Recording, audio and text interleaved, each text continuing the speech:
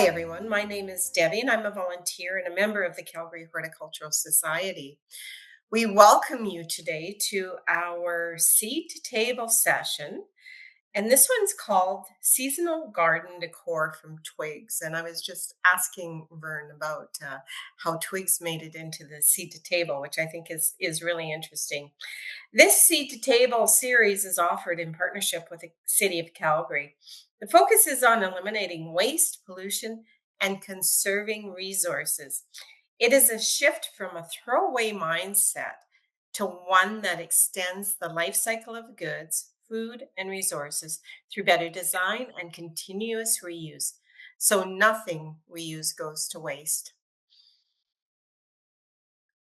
The Seed to Table series is a low input growing initiative that goes through each of the steps required in a gardening journey. The classes and resources in this series will help you become increasingly self sufficient, save money, and reduce waste. Before we get started, I'd like to share the Society's land acknowledgement. We respectfully acknowledge the enduring and active relationship of Indigenous people with this land, specifically the area in which we inhabit today, also known as the traditional territories of the people of Treaty 7. The Society, as an organization, is focused on the well being of the land. We endeavor to honor Indigenous, Inuit, and Metis rights and relationships with the land and the ability for all to grow, live, work, and play within this territory. And I think we all bring that to mind as we spend our times in our gardens. Now, just a little introduction for Verne Williams, our instructor tonight. Some of you may know Verne from past sessions. But Verne grew up on a farm with gardening parents. She literally grew up gardening. Verne left the farm to study fine arts and then history and spent the first part of her career in the corporate world. But about 10 years ago, she escaped and took the master gardening program and entered the horticultural business with her own gardening company. So, welcome, Vern. And I know we all look very forward to tonight's session. And Thank you. Thank you, Debbie. I'm gonna spotlight Vern just so that she's the focus for everyone. Listening to you, it just reminds me I've really got to update that now. It's more like 16 years ago. Oh, I yeah, we got should to do update, must update that. Thank you, everyone, for joining us this evening. We are going to talk about basically the working title for this talk has been Fun with Twigs. So let's get into it here.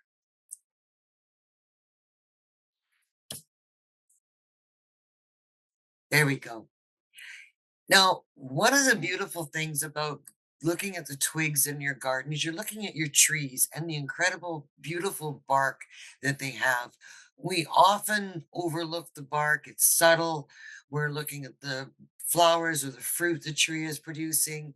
We're admiring its shade or its shape, but we don't really often stop and look at the bark. And when you're working with twigs, you really do start to notice the beautiful bark. Now, on my left, which I'm hoping is yours, what we have there is maple. These are maple suckers, and they start out at the bottom very, very green when you first clip them, and then they go through and they darken. The top one you see there, they're going to a lovely golden. They will darken a bit more from them, come out absolutely beautiful golden color. So something to think about is getting these colors into your life. At the bottom, we're looking at a native hawthorn. And these are just some of the samples. We can get some deep reds, almost purples, some really soft, warm browns, and it's got a bit of a sheen. Hawthorn bark looks like it's got a little bit of wax to it. So this is an opportunity to actually really look at your trees and admire their bark. So I broke this into two parts. Part one is non-bendy sticks. So this is something you might prune off your tree, or perhaps a windstorm comes up and knocks some branches down. These branches that have come off a tree are not that bendable. They have a tendency more to break if you try and bend them too much. They'll have a little bit of bend, but not much. So that's what we're going to start with. Now, you can keep it simple.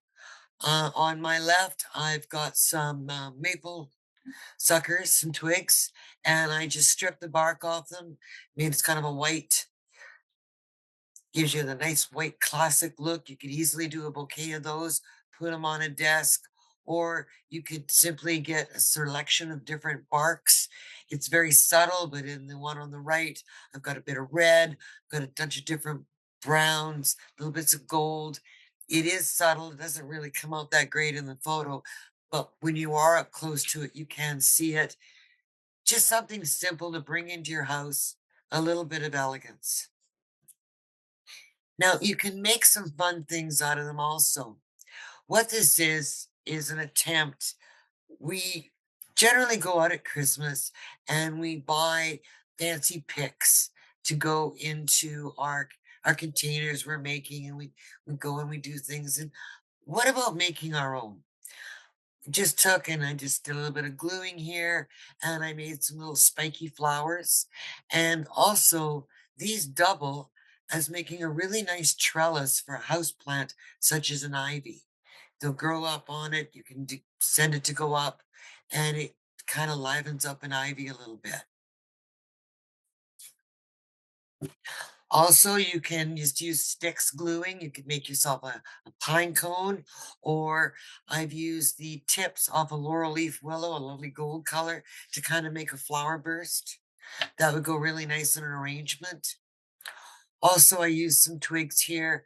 Again, I stripped the bark off these primarily so I could get them to pop out for pictures. This is done more for actually taking photos because the white shows up so much better.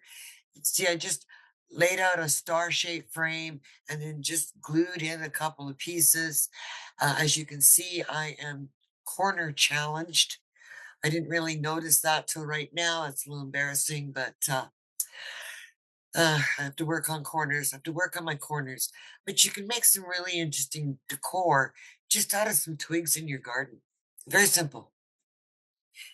Even simpler, still is to just get some twigs, cut them up, drill a hole in the middle, and make your own garland or beads.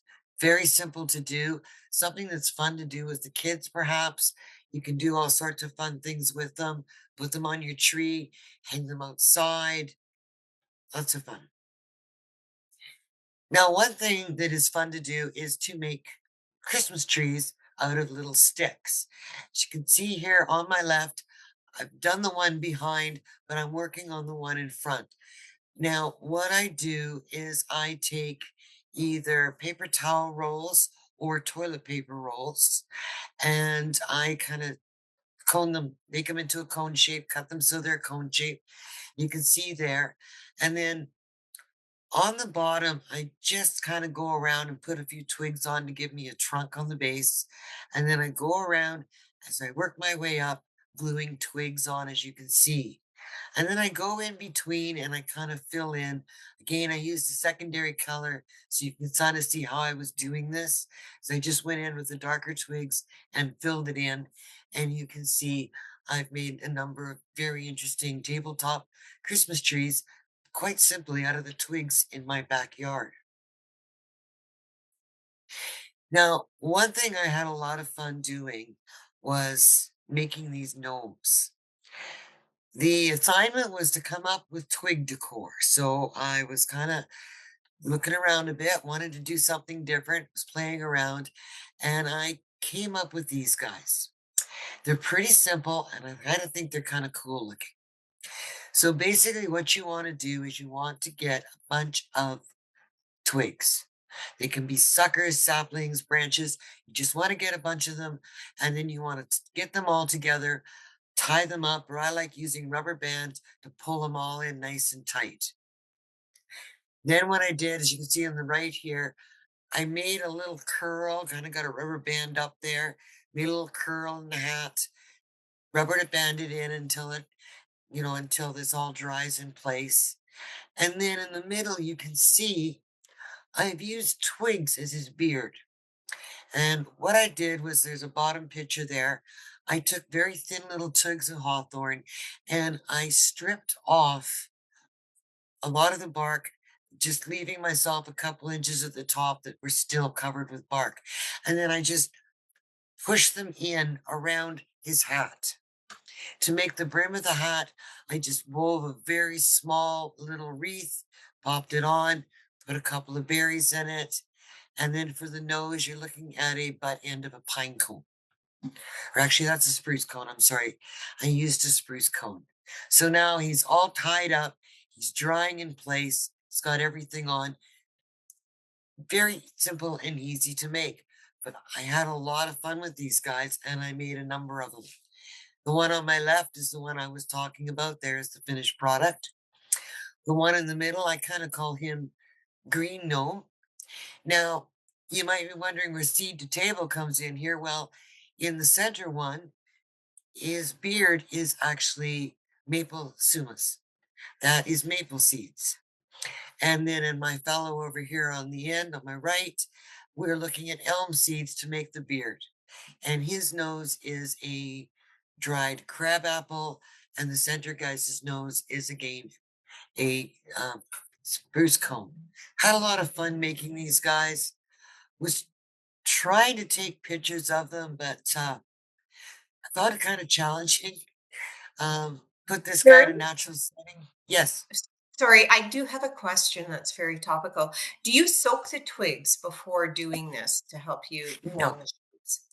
No, I just gather up the twigs. These were cut down. I was eliminating a lot of suckers this year on the farm, and I was cutting down suckers, and I was just bundling them up as I cut them down. And then I let them dry in a bundle. So nothing special here at all. So you can see though I've used the maple seeds. You can have a lot of fun with these and play with them, as I certainly did. Now this is a bit of a different shot. I had a lilac I was trying to clean up. The suckers got a little out of hand, so I ended up with some very tall ones. And I thought this is fun. And you can see how I bundle them up. I even left the leaves on. I was too lazy to pull the leaves off. I left the leaves on, bundled it up, because as this dry, of course, the leaves all dry and they flake off. So that was my first bundle. I will say that when I got that bundled up, I realized I wanted it fuller at the bottom, and later on I did add some more sticks into that. But as you can see at the top, I kind of pulled it over. I wanted that little crook in the hat. So pulled that over, tied it off, and let it dry.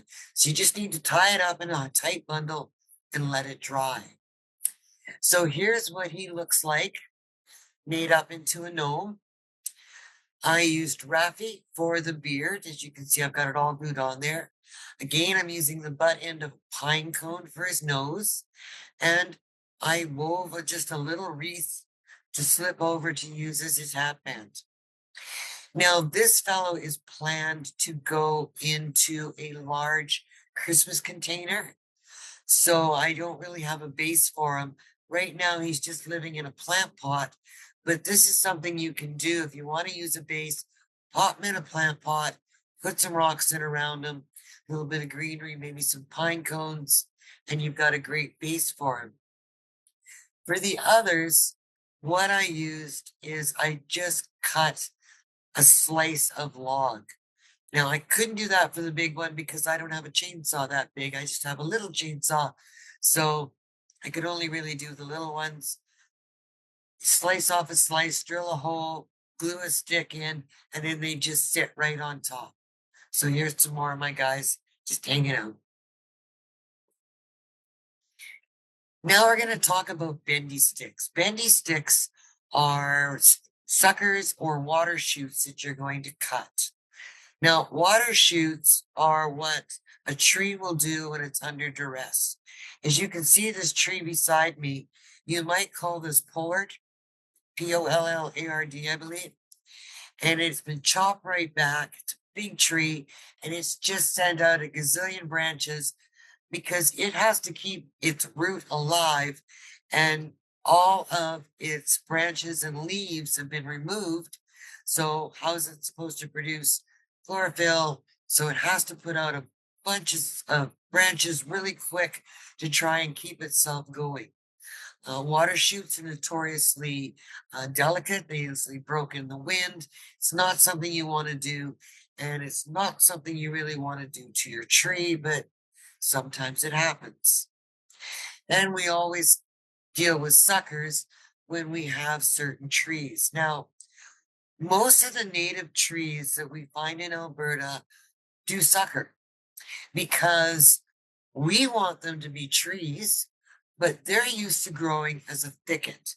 So you look at your choke cherries, you look at your even your some of your poplars. These all want to actually grow as thickets. So you're going to get suckers, and mostly what we do is just complain about them. Well, come up with some cool things to do with them.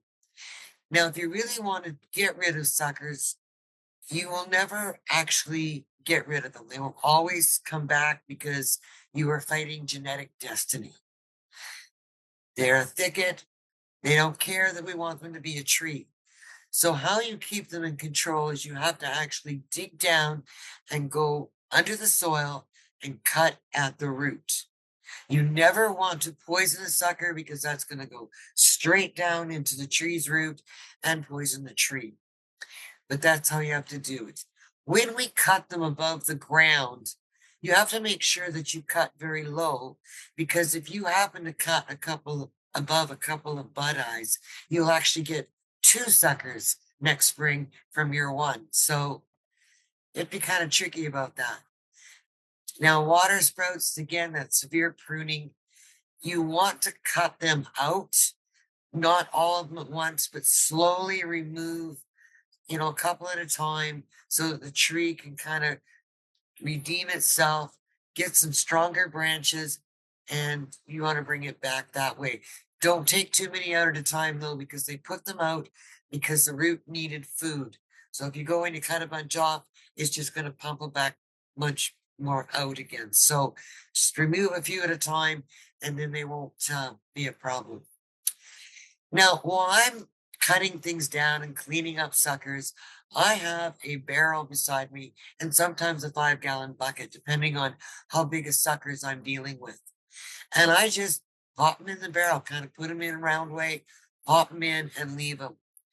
And they dry in this shape. Again, as they dry, the leaves will go away. Don't have to worry about the leaves. And when they dry, I've got a bunch of sticks shaped like this. Now, again, I actually stripped some of these because it was easier for you to see what I was doing. It photographed better with the different colors, as you'll see as we go on. But you see, I've got a bunch of half round shapes. So I kind of take them and bunch them up on the floor till I get a nice even round with all of them.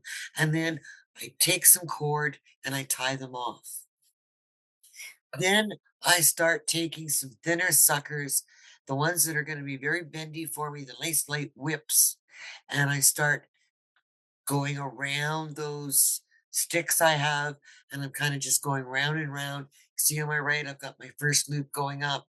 Middle shot, I've got a few more going on here. And then when I get lots of sticks wrapped around, I can take off my ties. I don't need them anymore. I'm now holding them on with my sticks. So this gives you a good idea of how to build a very simple wreath just using the suckers and the trimmings from your garden. Again, like I said, I'm using the different colors so it kind of pops out so you can see much easier. This is a great way to make wreaths. You might notice at Michael's when you buy wreaths, that's actually how a lot of these are actually built. Vern, we have a question there. How do you secure the ends of the twigs? Basically, I just, in this, I get them around. I've made about 6 ties around to hold them in place. And then I just start going in. What I do is when I get to the end, I tuck them in. So as I'm wrapping around and I get to the end, I'll tuck it under somebody else. I'll wrap it over, stick it through, just tuck them in. I only tie to start, and then after that, the twigs will hold it.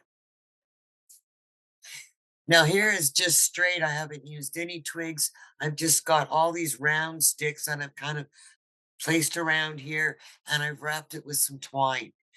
This is a very simple way to make a wreath. You can use ribbon, you can use twine. Now I could go in and I could wrap twigs, some suckers around it, some nice long strips to kind of make a nice thick wreath, or I can leave it like this and decorate. Also, just let you know, this is Manitoba maple, and these sticks will age out to a lovely brown. They won't stay green. You can see some of them are already starting to go. Again, I've done the same thing, only this time I did a little bit looser, a little bit freer, and then I just used a couple of pieces of ribbon to hold it all together. Now I can leave it as is, I can decorate it up. I could have left it as the ties, used a very thin piece of ribbon instead of the twine. You can very easily do it up. You've already got them, everything kind of half rounded in that shape. You just have to put them together. Now, for a wreath that I actually did wind up, I've got my Manitoba maple suckers here. You can tell by the bright green color on them. I kind of got a plant saucer out, kind of figured out my size. And then you can see I just start weaving and weaving. And you can see where I've wrapped things around and around, tucked the ends in. There's no tying on this. I've just wove it round and round and round. Sometimes when I'm starting out, I will tie that first loop together just because it's hard to hang on to it and weave at the same time. And then when I'm done, what I do is I untie it because now I've got it all woven in.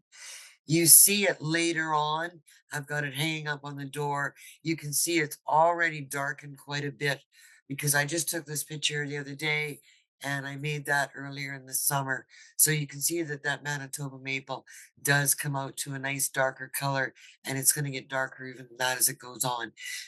But you do need quite a few sticks when you're making wreaths. Now, this is a very small one.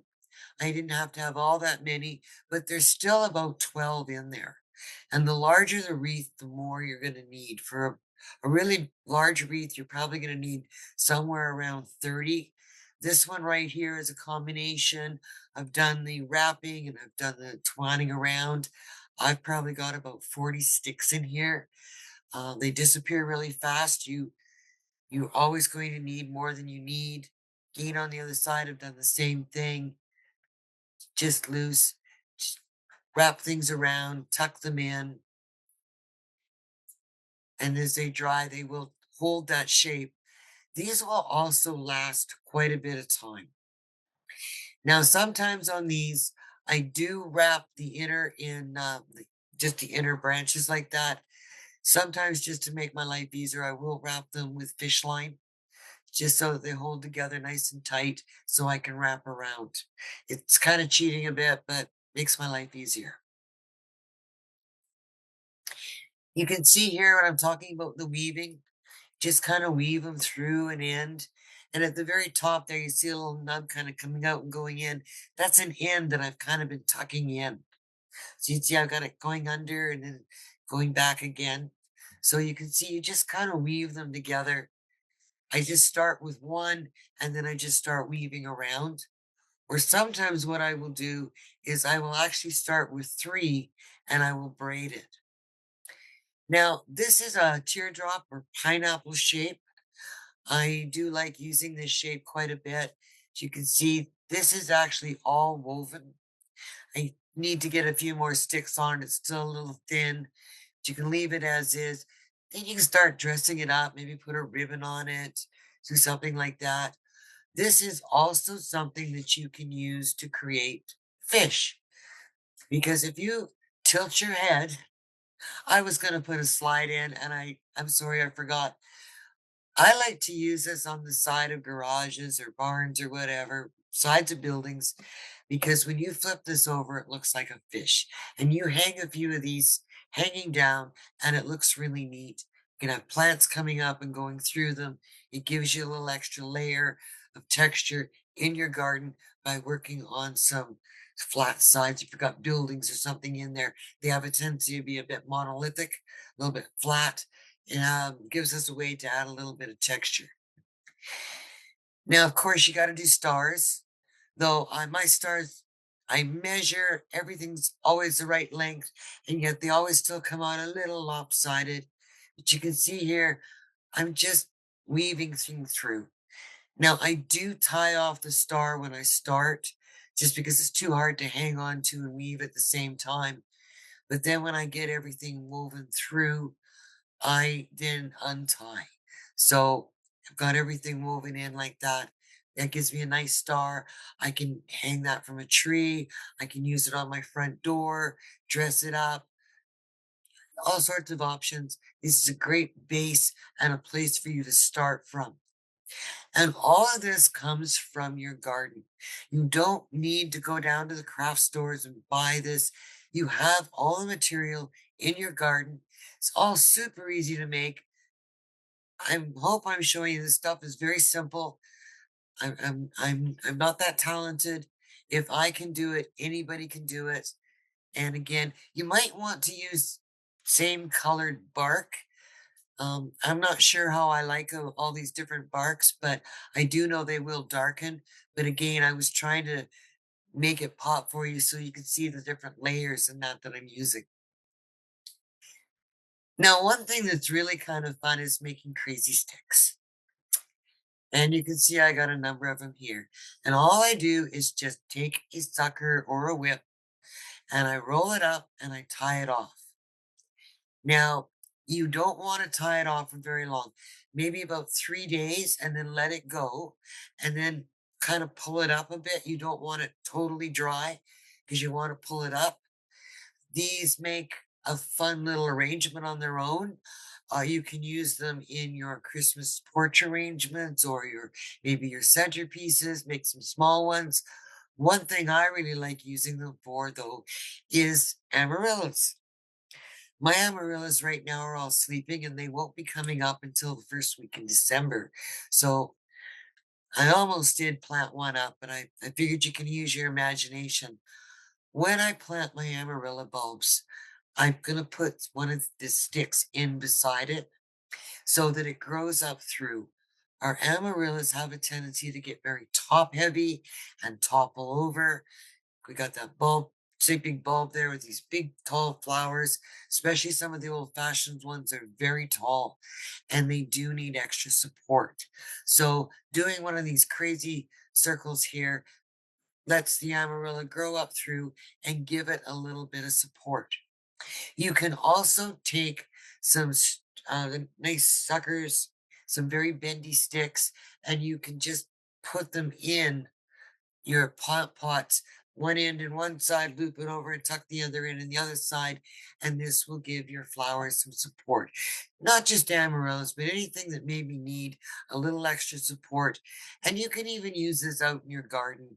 You have something that maybe the wind knocked down, well, get a little a little crazy stick out, pop it in, it'll hold it back up. You don't need to buy a bunch of wires and things. We have everything you need in the garden already. Now, this was a little different piece. This is going to be a garden trellis. And basically, I just took some nice strong saplings and I braided them and braided them together. You can see I've tied them off where my two ends met, got the bottom tied off, and then I let them set up like that. Then what I did was I took on the end, it's kind of hard to see there, but I cut back till I had two long sticks I could put into a pot, and then I put sticks in between, as you see. This gives me a really nice little trellis. I can pop in a plant pot this summer, and I can easily have things growing up it. Probably need another bottom stick at the bottom, but you see I've made a very easy peasy trellis. Again, it's the native colors. It's going to work in with your plantings, and it came from the garden. Now, One thing you're going to come across if you go out and you're looking around, particularly maybe if you're in the West Country, is you're going to find pieces of log. I'm calling them big stick. They aren't that big, but this is a piece of very uh, aged diamond willow. And you can see we've got moss and we've got lichen. And I just fell in love with these when I found this. This is my puppy dog brought it to me. I quickly confiscated it and I sawed it up into a few pieces. And what I did was I made some table setters. So you can see the first one here at the bottom. I took some very thin little twigs, just some really just the tips off the trees, kind of just spun them around, put clothespins on them till I held them till they dried in that shape, and I made myself a little bird's nest.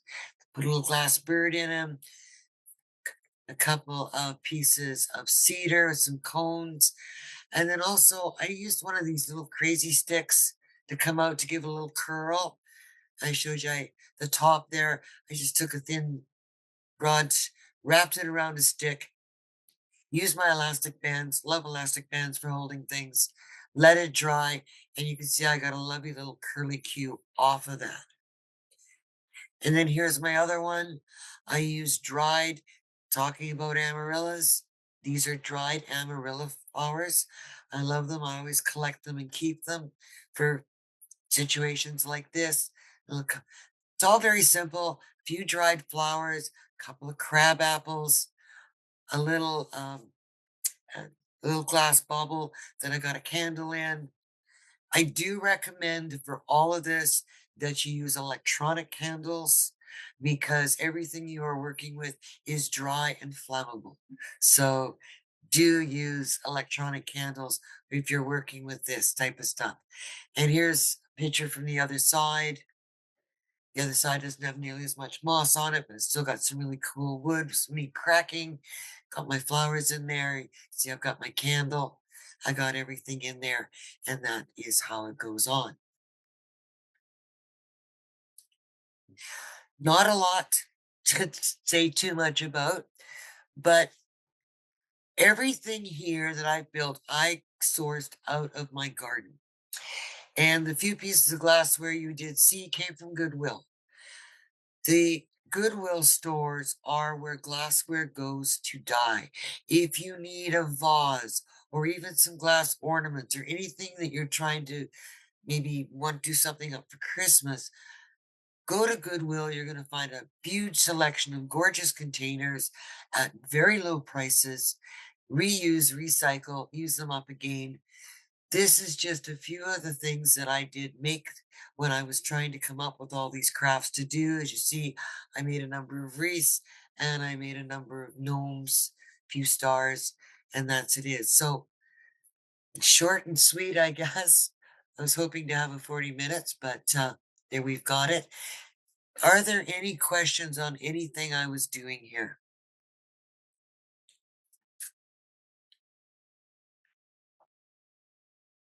Sorry, Vern, I was still on mute.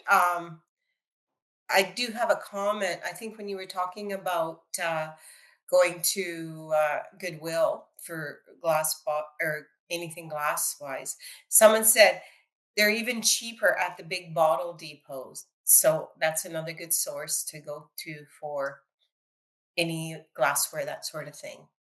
Oh, yeah. I mean, there's no sense going and buying expensive glassware when you can go to Goodwill. If you go, sorry, folks, hope nobody bothers them too much. Flashing. You can't really see it. It's not a good picture. I collect small crystal vases and I've got them all out of Goodwill.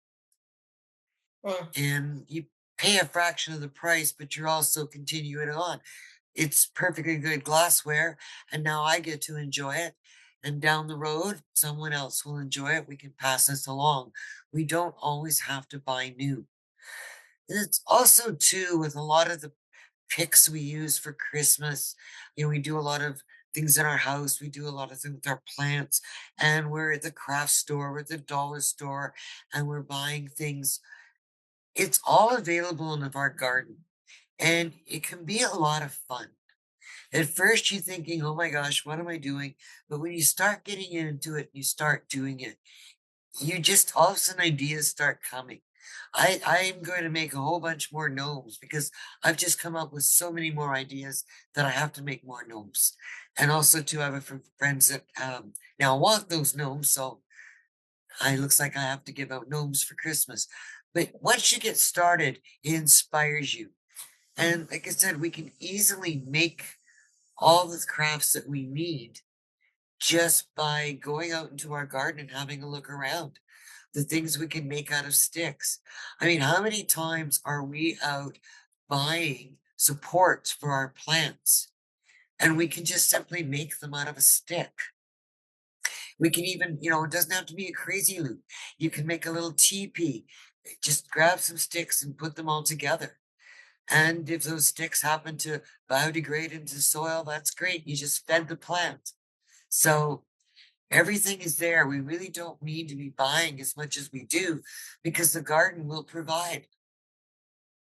That's right. I do have another question here. How long to leave the circles in the saucers to dry? The circles for the crazy, Yeah, yeah, I you only think want to leave them about 3 days because otherwise they just dry in that round and you want to be able to pull them out a bit. So just let them dry for a few days and then take them apart, kind of pull them up a bit. They'll have I think shape memory by then, so you're pretty good.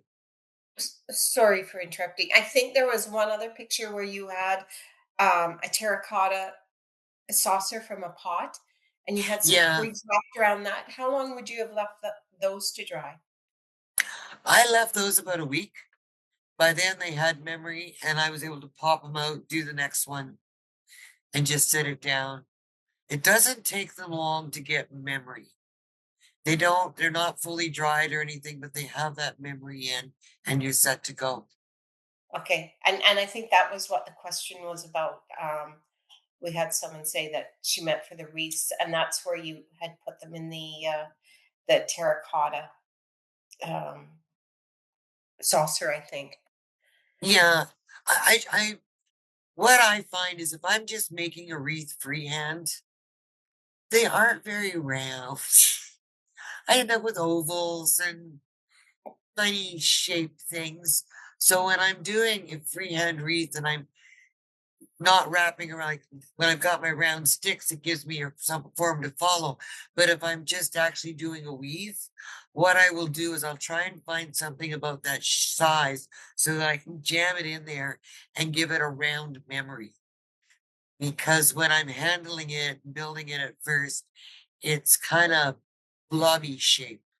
I'm not very good at getting a nice round. So then I pop it in that tray. It gets that memory of roundness. I have a nice round little wreath, not something that, little lopsided or crooked or bizarre. Oh, so that's really interesting. So sometimes you could put just the twigs themselves in, but I'm hearing, but also you can put your formed wreath in then to reshape that. So Oh yeah, yeah. Because if yeah. you're doing a weave, it is tricky to keep it round. In this picture here, you can see the third large reef at the back. It's kind of an oval. I did that freehand. It's all woven, and I didn't have anything to put it into make it round. So I thought that's okay. I can live with an oval reef. So I'm gonna do something neat with that one. Someone had a question about birch branches or twigs because they have so many little branches off them. Do you have any suggestions of something to do with that? Those. I love the birch branches. I use them quite a bit. You can make gnomes with 6 inches tall birch branches. You can just get them all together. You can make little tabletop ones. You can have a lot of fun. Nothing here is, terribly tall. Um, One thing about birch branches is they have really good flexibility if you can get them when they first come down. And I love to get them and then weave them in. And I keep them together so they come around, like get my hand full and pull them down. I wish I had access to birch again. Where I used to live in Calgary, my neighbor had two very large birch trees. And when the wind blew, I got free branches and I would weave them into making a nice wreath. But um, they work really well. You just don't want to let them get dry when they come down. So if you go out, pick them up, put them in water, anything that you're going to be weaving, you don't want them sitting around drying out. You want them in water. You want to keep them flexible. So anything that's going to be bent and twisted and woven, you need to keep moist. Okay. Another comment, these are all great ideas. I have lots of dry raspberry canes and would like to try a gnome. Thank you for using natural materials from the garden. Have you ever worked with raspberries? I have. Raspberries are a little tricky because they're hollow, so they haven't got terrific strength.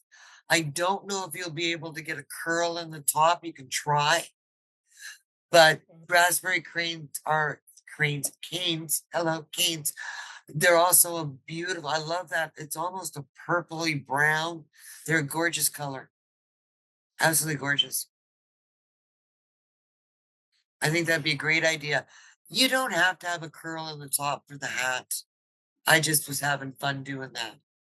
Yeah, yeah, that's good too.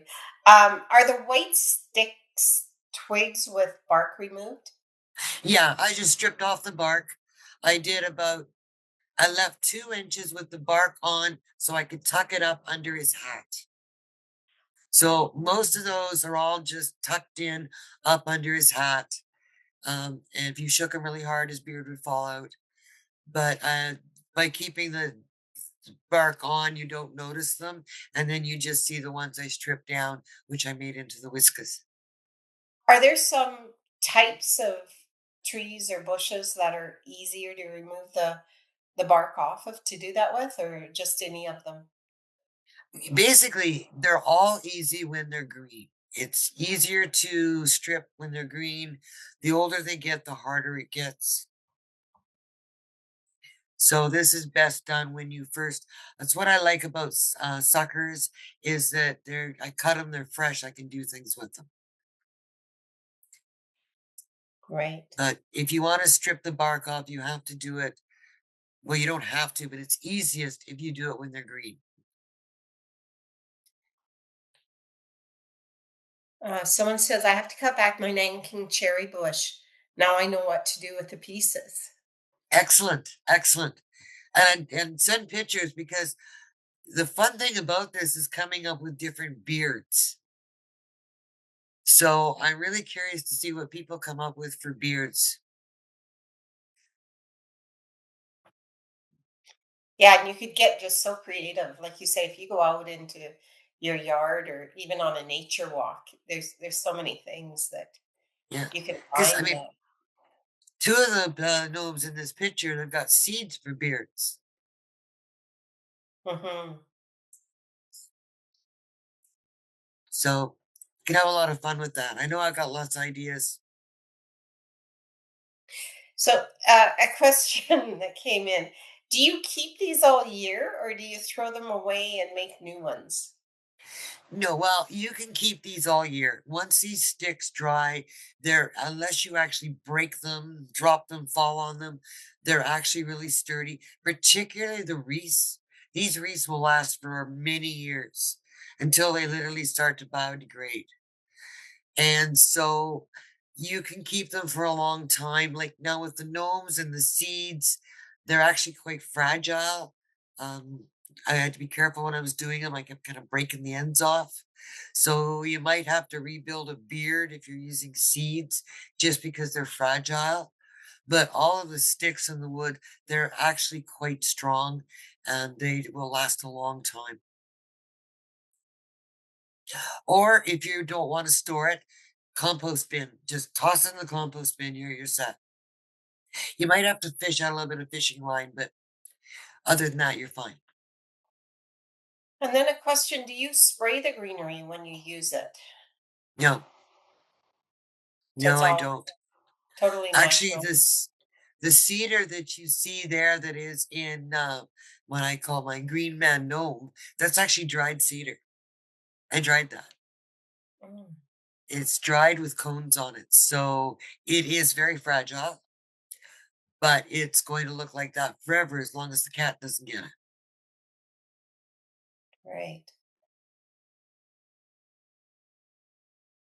Hmm.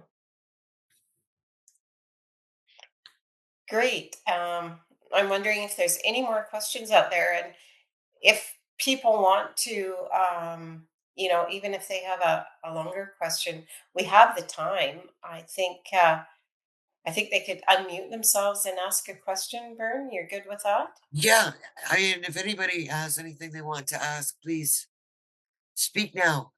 Yeah, we had someone just say, "Can't wait to go foraging," and isn't that the truth?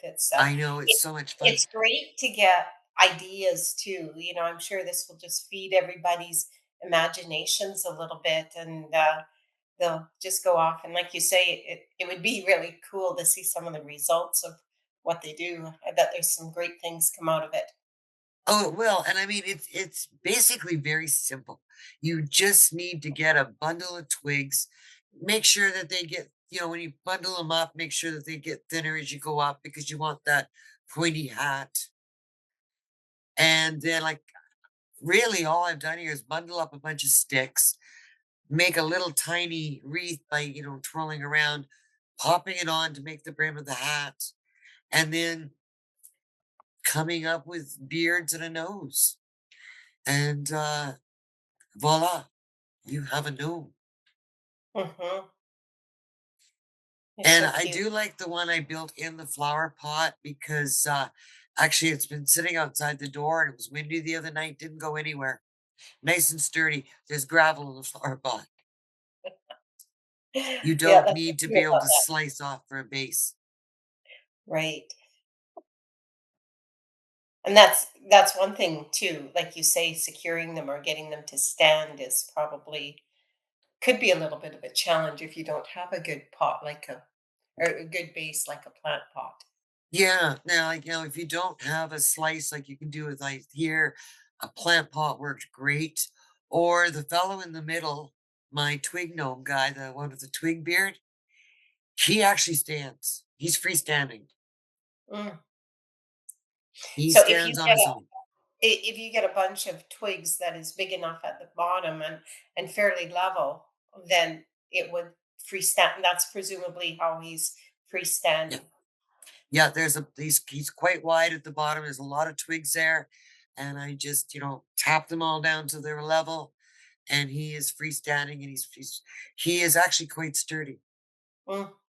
I love this comment that just came in, and this is just perfect. Boy, the greenhouses that do the winter arrangements are very expensive. You just saved me a bundle. Well, I mean, that's part of it too, right? And we end up buying these. I mean, I'm terrible. I see sparkly things. I'm like, ooh. But they just end up, they don't last. We end up in the garbage. Everything we need to make beautiful arrangements we can really find in the garden. Right. And we can have a lot of fun doing it. These are things that are be incredibly fun to do with kids, your grandkids, do as a group project. Go out and collect a whole bunch of sticks and get a couple of glasses of wine going, get the creative juices flowing. It'd be a great evening to sit around and have some fun and have some glasses of wine and build gnomes. You know, Exactly. Exactly. Someone just asked, what thickness of twigs do you use? Is it like the thickness of your baby finger or? they're all thicknesses. I've used the one on my far left here, that is from my Korean lilac. They're very thin. So they're all from my Korean lilac. That's very thin suckers. The middle guy is hawthorn. They're kind of medium. The fellow beside, he's a collection of all different sizes. And then my big guy, he is the big. Those whips were about 3 years old. They were probably big around as my big little finger. Hmm, Any size, the size will tell you how big your gnome's going to be. exactly. I was just thinking earlier when you were talking about, you can just go out in your yard and gather whatever, it probably also would make us take a little harder look at some of the bushes in our yard and maybe do a little more trimming than maybe we normally do. Well, everything needs to be a little pruned a little bit here and there. We're going to have wind damage. We're going to have crossing branches. We do need to get out and have a look at our shrubs and trees. Get your safety glasses because as you're looking at the shape, it's so easy to put a twig in your eye. Mhm. Believe me, if you saw how scratched up my safety glasses were after gathering all this stuff, they themselves are a walking testimony to wearing them. But it's so easy just to go out, gather this up. We have to do maintenance anyways, but it also gets us looking at our plant. We're looking in what damage do we see? Um, do we see disease? Do we see breaks? Do we see what's going on with our plants?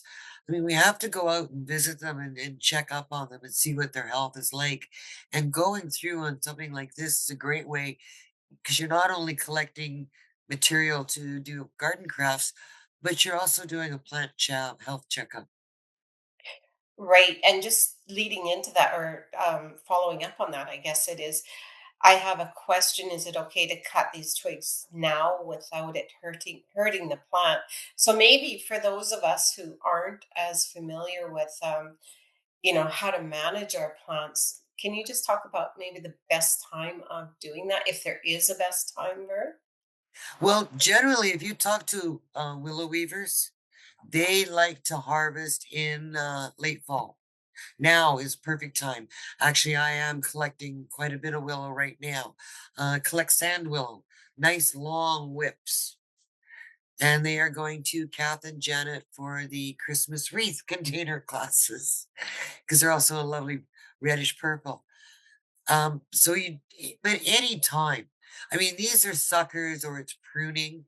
So anytime you do your pruning, now if you're going to be pruning any of your malice, your crab apples, your apples, you always want to prune your apples in, I call late winter. Early spring, late winter is when you want to prune your apple trees. If you're pruning a lilac bush, you don't want to prune it till after it's done blooming because it is set blooms for next year. And if you go and prune it in the fall, you just cut off all those blooms. However, suckers, you can cut down suckers anytime you want. You're just getting rid of a problem, right? So suckers is no problem. But generally speaking, the best time to do your pruning is going to be early spring or late fall because you want to see the structure of your tree. It's hard to prune in high summer because you can't see your tree. You need to see your tree structure. That way you can do your proper shaping. So early spring, late summer for pruning, any time for suckers. Great. Thank you for that. I was so enjoying this conversation. I almost forgot to send out the evaluation form. I have just done that. I did a link. So, for those of you who are still here, which is most people, but could you please go on and give us your feedback on this? And the link is in the chat right now. But I do have another question. Are there any twigs that don't work well? Well, you will find that if you are going for something with a hardwood like an apple, they really don't bend. So you're gonna have to get them fresh and bundle them up tight. They'll be okay that way. But the longer they're just laying on the ground, the harder they're gonna get. And then when you try and maybe bundle them up, you are gonna have breakage. So your hardwood you do need to get a little bit earlier when it's still got a little bit of life in it. And sometimes when you're shaping, if things are starting to dry out, you can get the kettle out and do a little bit of steaming. You can bring back a little pliability that way, but not too much. Your softer woods have a tendency to flex more than your hardwoods.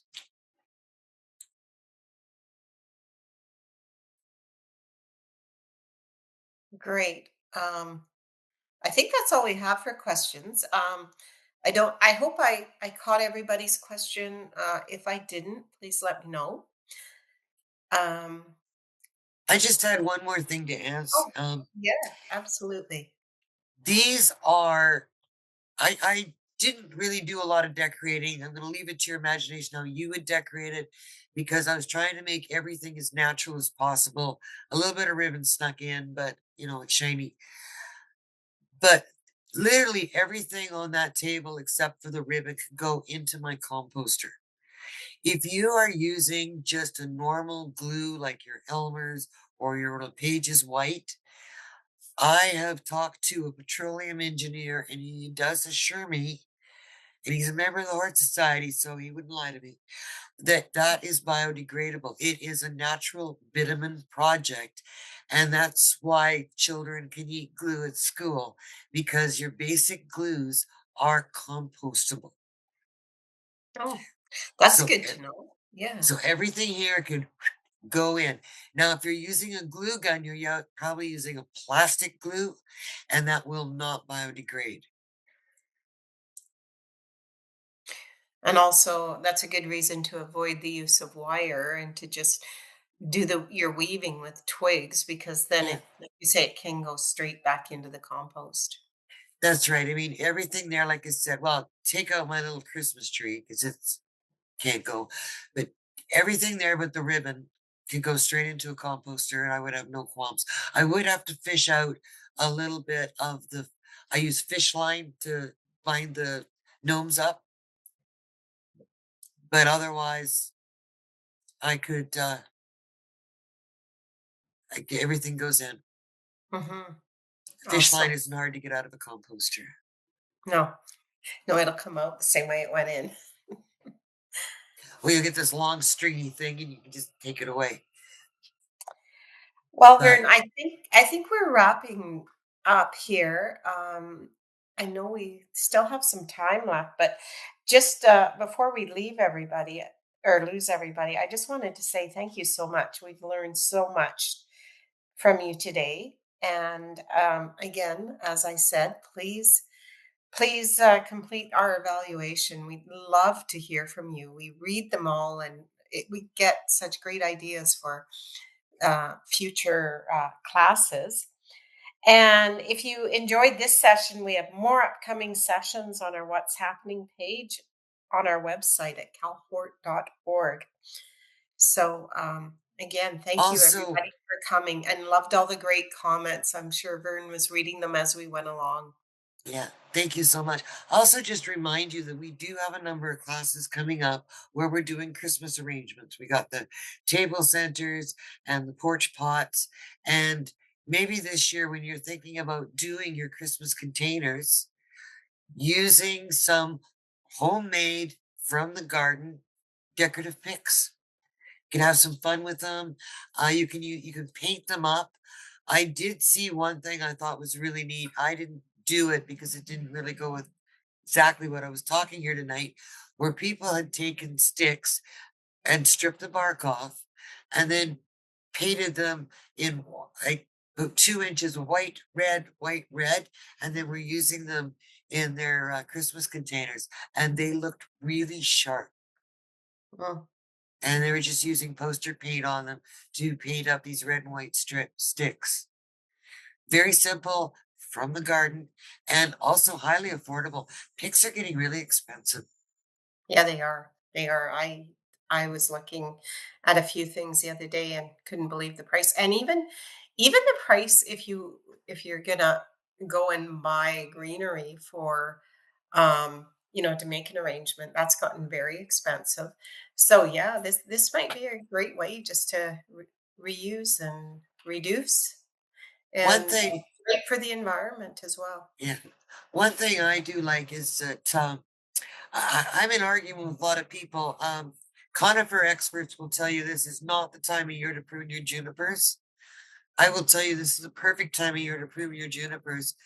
It's how I keep my junipers in check is that and when I lived in Calgary, I used to have all my neighbors come over and we would do a juniper pruning for our Christmas containers.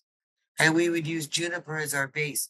Now, some people do not like the smell of juniper inside the house. I personally do. You got to be careful with that. But outside, using juniper in your containers, it lasts the longest. It will be the last one that'll brown out on you in the spring. And it's a great way. If you have a juniper shrub, you know that they can get a little exuberant in their growth patterns and sometimes need to be corralled and controlled. And for 20 years, I pruned my junipers in November. Well, that's good And I advice. use those greens in my Christmas containers. Well, and one thing I found using greens, I've always used the cutoffs from my Christmas tree and whatever to do my front porch container. And I put the twigs right into the soil and I water them in and then they freeze in as it gets cold and they last long. Last year I think I took my container apart at the end of March and it was, parts of it had dried, but for the most part it was still very in quite good shape. So yeah, there's lots of things you can do too. There's lots of things you can do. And if you use your juniper to kind of fill in, then you still want to get a little pine maybe or something, right? But you're not buying as much greenery because you can use your juniper as a filler. And if you don't have juniper, maybe a friend or someone does, because I know I had 4 junipers at my place, and after 10 years, they were just getting massive. And every fall they got a major prune back. And I would actually even have a pile by my front door that people knew they could come out, pick out stuff out of. So, ask around if your friends have got an out of control juniper. Perfect. Yeah, good My idea. Christmas present to you, I'll prune your juniper. There you go. That's awesome. Excellent. Well, we aren't getting any more questions or comments, so I think unless you have anything else, Vern. No, that's all I've got tonight. Just be careful when you're using hawthorn because even though you think you have all of those spikes off of there, there's always one lurking. Yeah, they're spiky. So thank you everybody for joining us tonight. I hope that you got some inspiration to look to your garden for some beautiful winter decorations and even some practical little things. Like I said, there's no need to go out and buy trellises. Make them from your garden, And this your this plant just garden. goes to show, because this is one of the seed to table programs. It just shows you. I know one of the goals of that program is to get people to start to looking at the full cycle. And this truly is a full cycle. If we're using the plants in our garden to come back into our homes or to decorate our homes, I mean, that truly is full cycle. So it's Yes. another way of looking at the garden, not just for food, but also for our enjoyment as well. And when we're done, we can compost and put it back in the garden. So we are Exactly. definitely going very circular there. Thanks for coming. Thank you for joining us.